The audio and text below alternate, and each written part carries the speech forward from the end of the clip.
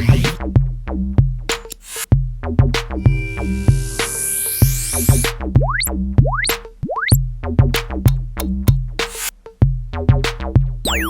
et messieurs, je vous salue toutes et tous, représentants d'entreprises, élus ou habitants le territoire ou en dehors du territoire. Simplement vous dire, bien entendu, que le territoire de la communauté urbaine est heureux d'accueillir un événement comme celui-là. Un événement qui va accueillir, selon les informations qu'on m'a données, et je pense qu'elles sont justes, environ 400 personnes sur l'ensemble de la journée, ce qui est quand même remarquable, et une diversité du public, avec notamment, et ça c'est plutôt positif, beaucoup de jeunes, mais j'y reviendrai. Saluer l'initiative au départ de Sobag et de Nicolas Chevalier, de son entreprise, de ses équipes, de manière à porter un concept global compact, oui, c'est ça, qui maintenant a changé de nom d'ailleurs, qui ne s'appelle plus comme ça, mais en tout cas l'idée c'est ça,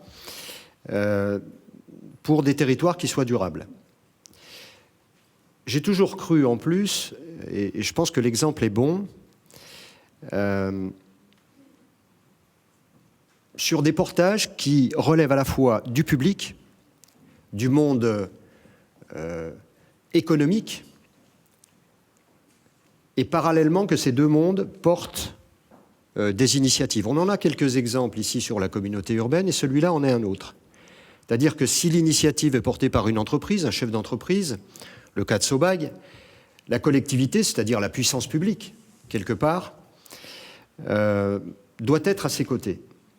Et c'est ce que nous avons fait, cette fois-ci, une fois de plus, pour soutenir ce projet de territoire durable porté par le monde économique, en plus de ce que fait déjà le territoire. Et ça rejoint ce que vous dites, madame, puisque la communauté urbaine est déjà depuis pas mal d'années un territoire qui se tourne vers ce que doit être un territoire moderne qui sait anticiper ce que nous connaissons aujourd'hui.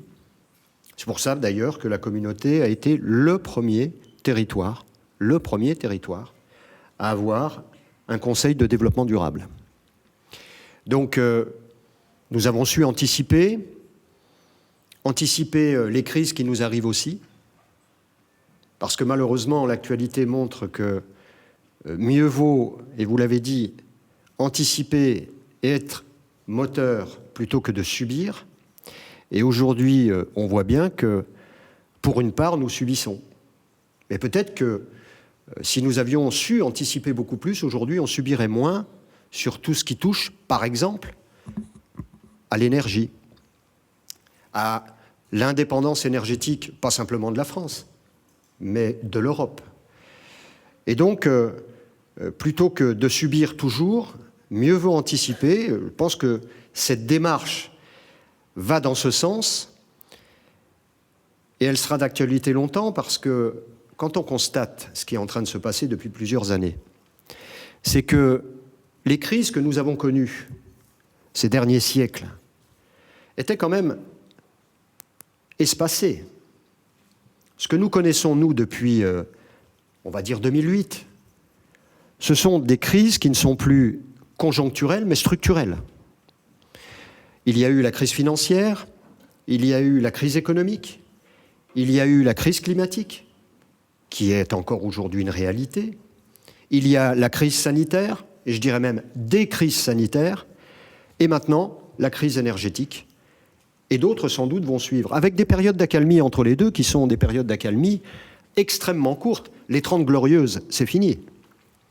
On n'aura plus des 30 glorieuses. On aura 3 ans, 4 ans de répit avant qu'une autre crise arrive. Et donc, il faut absolument que nous réfléchissions différemment, que nous agissions différemment, de manière à pouvoir non pas subir,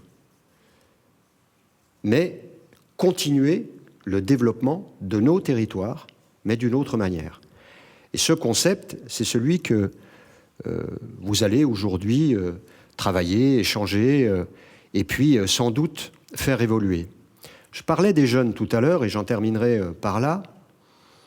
Ce qui m'avait frappé il y a quelques années, ici, c'est que dans les projets tutorés, notamment des jeunes, et qu'ils présentaient, que ce soit à l'IUT ou à l'université, il m'arrivait parfois d'être dans l'auditoire lors de la présentation de ces projets tutorés, je m'étais fait cette remarque, alors qu'on ne parlait pas de développement durable comme on en parle aujourd'hui, que tous les jeunes avaient intégré, et non pas parce qu'on leur avait demandé, mais parce qu'ils avaient été, eux, désireux de le faire, dans tous leurs projets tutorés, que ce soit des projets techniques, scientifiques, tertiaires, peu importe, l'aspect développement durable.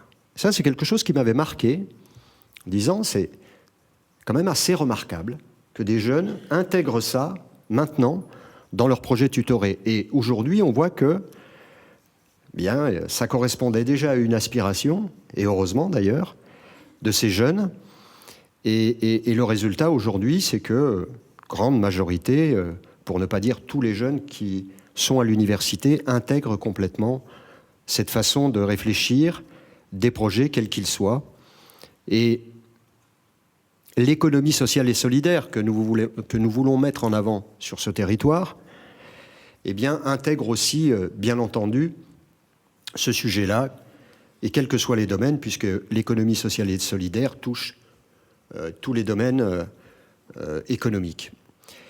Je sais qu'il y a des plus jeunes qui vont venir, puisqu'il y a des classes qui vont arriver ici, donc ça laisse aussi beaucoup d'espoir pour la suite, puisque dès le plus jeune âge aussi, dans les écoles, on leur apprend comment être des citoyens qui demain deviendront des élus, des hommes et des femmes, pardon, et qui pourront aussi porter d'autres projets qui vont dans le sens de la préservation de ce qu'est notre planète, ce qui n'est pas une mince affaire. En tout cas, nous les élus, sachez-le, nous sommes à vos côtés pour porter tout ça. Nous y mettons beaucoup de moyens financiers, il faut le dire, et c'est normal. Vous posiez la question, madame, mais qu'est-ce que vous faites à la communauté pour être un territoire durable ? Ben, écoutez, nous investissons beaucoup de millions d'euros sur les voies douces, sur tout ce qui touche à l'urbanisme, que nous réfléchissons différemment, de manière à préserver justement l'environnement. Nous investissons beaucoup en matière touristique, là aussi, sur une attractivité liée au développement durable. Donc ce sont beaucoup de millions d'euros que nous investissons parce que nous sommes persuadés que c'est l'avenir et parce que nous sommes persuadés qu'un territoire qui ne le fait pas ne sera pas attractif dans les mois et dans les années qui viennent. Donc je ne vais pas faire le détail, mais toutes nos actions aujourd'hui, je dis bien toutes, intègrent le territoire durable, toutes, sans exception. En tout cas, un grand merci, encore une fois, aux partenaires économiques qui sont là, bien entendu à Nicolas Chevalier et à ses équipes, et puis à tous ceux qui apporteront, lors de ces échanges, des expériences, soit à mettre en place, soit qui existent déjà, mais qui pourront enrichir ce qu'ensemble nous devons construire pour demain. Merci beaucoup.